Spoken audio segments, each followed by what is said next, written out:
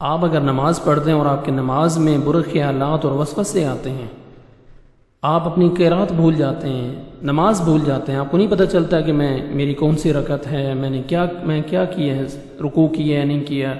کتنے میں نے سجود کیے ہیں، کتنا میں نے ایک سجدہ کیا یا دوسرا سجدہ کیا بھی ہے، ایسے خیالات جب آتے ہیں اس کا طریقہ اللہ کے نبی صلی اللہ علیہ وسلم نے ہمیں حدیث میں بتایا۔ ایک صحابی عثمان بن ابی العاص رضی اللہ تعالی عنہ اللہ کے نبی صلی اللہ علیہ وسلم کے پاس آتے ہیں اور کہتے ہیں قلت یا رسول اللہ صلی اللہ علیہ وسلم ان الشیطان قد حال بینی و بین صلاتی،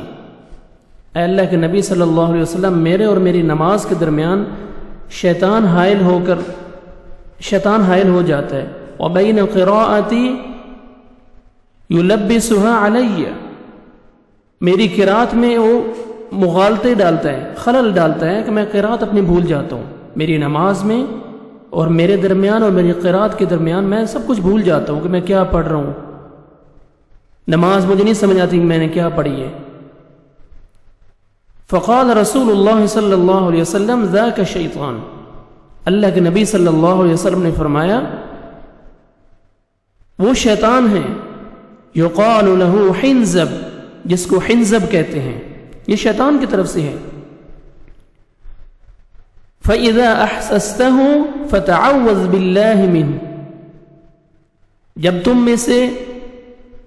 جب تم اس کی کوئی شرارت محسوس کرو تو اعوذ باللہ من الشیطان الرجیم پڑھتے ہوئے فَتْفُلْ عَلَى يَسَارِكَ ثَلَاثًا، تو 3 دفعہ اپنی بائیں جانب لیفٹ سائڈ پہ 3 دفعہ ہلکا سا تھوک دیا کرو، ہلکا سا تھتکاریں، اعوذ باللہ من الشیطان الرجیم، تھوڑا سا اپنا چہرہ ادھر لیفٹ سائڈ پہ موڑ کر آپ 3 دفعہ یہ تھوکیں آپ۔ یہ اللہ کے نبی صلی اللہ علیہ وسلم نے اپنے صحابی کو یہ عمل بتایا، 3 دفعہ فَتْفُلْ عَلَى يَسَارِكَ ثَلَاثًا فَفَعَلْتُ ذَلِكَ، وہ صحابی کیا کہتے ہیں جب سے میں نے یہ عمل شروع کیا فَفَعَلْتُ ذَلِكَ فَأَذْهَبَهُ اللَّهُ عَنِّي، اللہ تعالیٰ نے اپنے رحمت اپنے فضل سے اس کے اثرات مجھ سے ختم کر دیے۔ سبحان اللہ۔ جب بھی آپ کو نماز میں کسی بھی حالت میں آپ ہیں، آپ کو یہ خیال آ جائے اعوذ باللہ من الشیطان الرجیم، 3 دفعہ آپ تھوکیں ادھر، اللہ تعالیٰ آپ کو ضرور اس سے محفوظ رکھیں گے انشاءاللہ۔